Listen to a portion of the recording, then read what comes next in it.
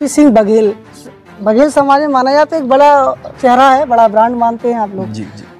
आज उनके ही hoarding poster में उनकी खिलाफियत हो रही है, ये उचित है? आपको क्या लग रहा है? नहीं, देखिए मध्य प्रदेश के चुनाव में भारतीय जनता पार्टी के तत्कालीन गृह मंत्री जो बोल रहे थे गड़रिया खानदानी नहीं होते तो उनका खानदान घर पे बैठा दिया गया। उसके बाद में अभी भारतीय जनता पार्टी के एक नेता सुब्रत पाठक ने पूर्व मंत्री सतीश पाल जी के खिलाफ जो बोला है उसको पाल समाज सबक सिखाएगा और एसपी सिंह बघेल को छेड़ रहे हैं। तो अगर ये सोच रहा है कोई भी दल, कोई भी नेता ये सोच रहा है कि पाल बघेल धनगर समाज को कोई छेड़ेगा और बच जाएगा, तो ये समाज का एक सिद्धांत है, पहले बोलता नहीं है और बाद में छोड़ता नहीं है, ना अन्याय करता और ना अन्याय सहता।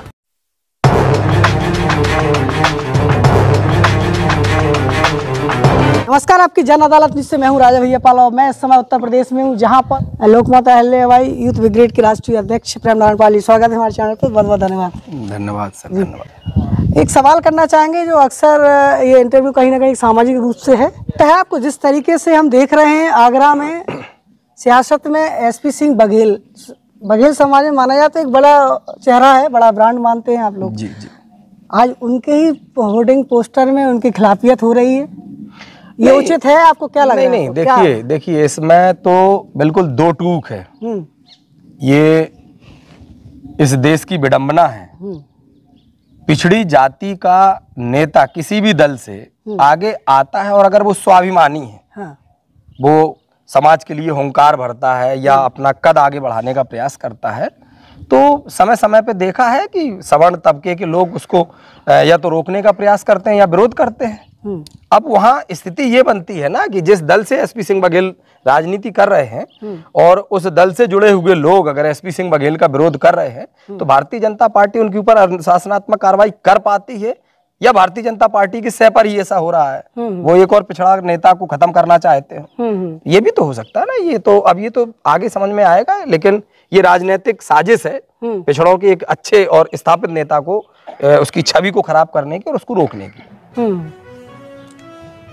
तो आपको लगता है कि जिस तरीके से लगातार जो पोस्ट वायरल हो रही है, इसमें भी कहीं ना कहीं हिंसा हो सकती है, बघेल समाज में कहीं ना कहीं वो ग्रुप ले सकती है, वो भी क्षत्रिय लोगों के खिलाफ कार्रवाई बोल सकते हैं? नहीं, देखिए हमारा जो समाज है उसको लोग बड़े अलग अलग तरीके से बताते हैं, लेकिन हम अपने समाज की दो कहानी बता दें आपको। पहली चीज, हमारा समाज वो समाज है जब मल्हारराव होलकर ने अपनी रियासत का गठन किया तो उसके बाद में यहाँ मुगलों का भी दौर चला और उसके बाद अंग्रेजों का भी दौर चला, उनके सभी को देखा उन्होंने, लेकिन उस रियासत को कोई खत्म नहीं कर पाया।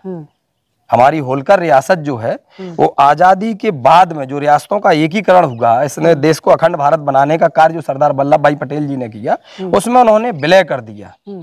तो पहली कहानी ये है कि हम वो हैं जो जब हम शासन करने के मूड में आते, स्वाभिमान सम्मान के मूड में आते, तो फिर कोई हमको रोक नहीं पाता। दूसरा, जो लोग बताते हैं कि हम लोग भेड़ पालक हैं, तो भेड़ पालक होना बुरी बात नहीं है ना। हम तो वो हैं जो अपना लाठी कंधे पर रख के जंगल में घुसते थे बकरियों को, भेड़ों को लेकर के, तो शेर हमारे सामने से भाग जाते थे, हमारी भेड़ बकरियों के पास आने का साहस नहीं कर पाए। तो अभी हम लोगों ने दिखाया है मध्य प्रदेश के चुनाव में भारतीय जनता पार्टी के तत्कालीन गृह मंत्री जो बोल रहे थे गड़रिया खानदानी नहीं होते तो उनका खानदान घर पे बैठा दिया गया। उसके बाद में अभी भारतीय जनता पार्टी के एक नेता सुब्रत पाठक ने पूर्व मंत्री सतीश पाल जी के खिलाफ जो बोला है उसको पाल समाज सबक सिखाएगा और एसपी सिंह बघेल को छेड़ रहे हैं। तो अगर ये सोच रहा है कोई भी दल, कोई भी नेता ये सोच रहा है कि पाल बघेल धनगर समाज को कोई छेड़ेगा और बच जाएगा, तो ये समाज का एक सिद्धांत है, पहले बोलता नहीं है और बाद में छोड़ता नहीं है, ना अन्याय करता और ना अन्याय सहता।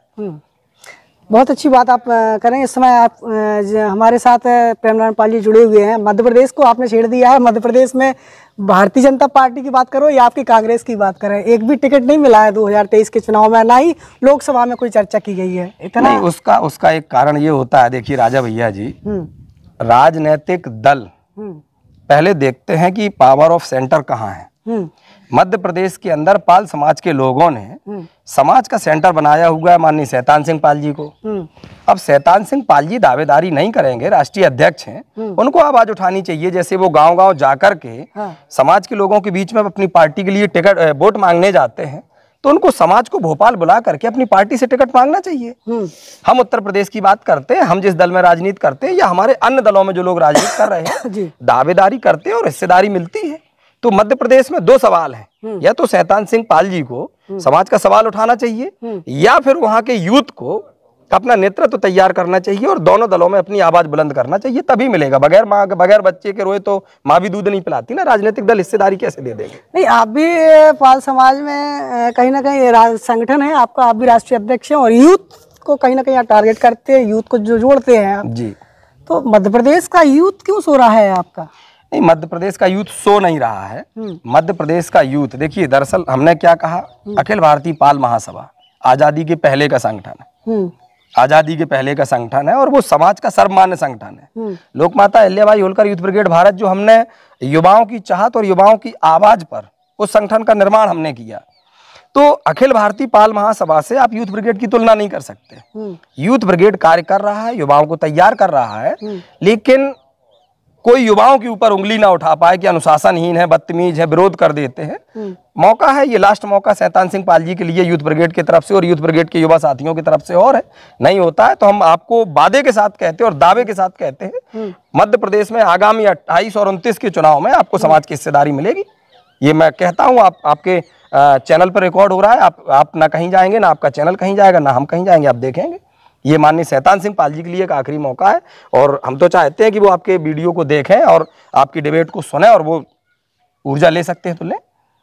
तो आप मानते हैं कि 2028-29 के चुनाव में बघेल समाज को मध्य प्रदेश में मौका मिलेगा? 200% गारंटी के साथ कहता हूँ। जो परिस्थितियां अभी बनी वो परिस्थितियां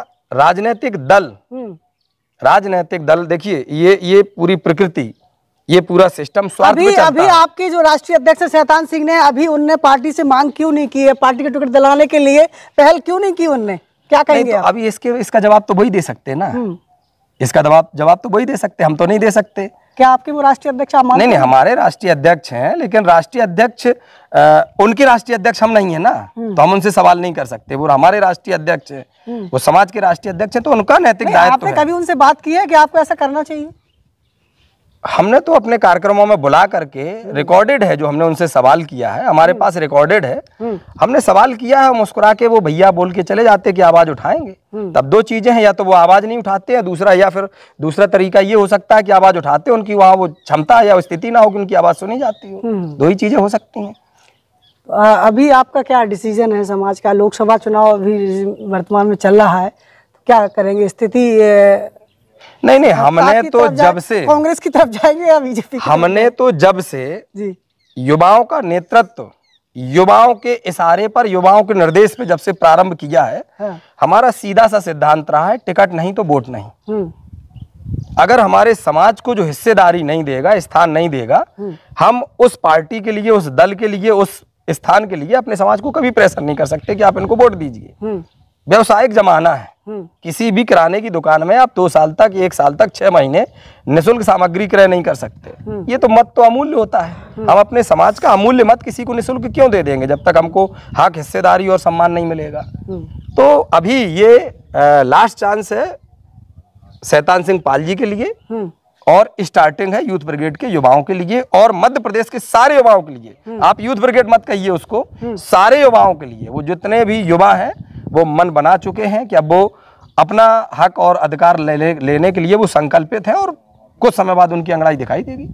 अंगड़ाई दिखाई देगी। 2028-29 में परिवर्तन होगा, ये आवाज़ थी अहिल्याबाई यूथ ब्रिगेड के राष्ट्रीय अध्यक्ष प्रेम नारायण पाल की। अब 2028-29 में काफ़ी वक्त है, लोकसभा चुनाव नज़दीक है, क्या कुछ निकल करके सामने आता है ये हम सब देखेंगे।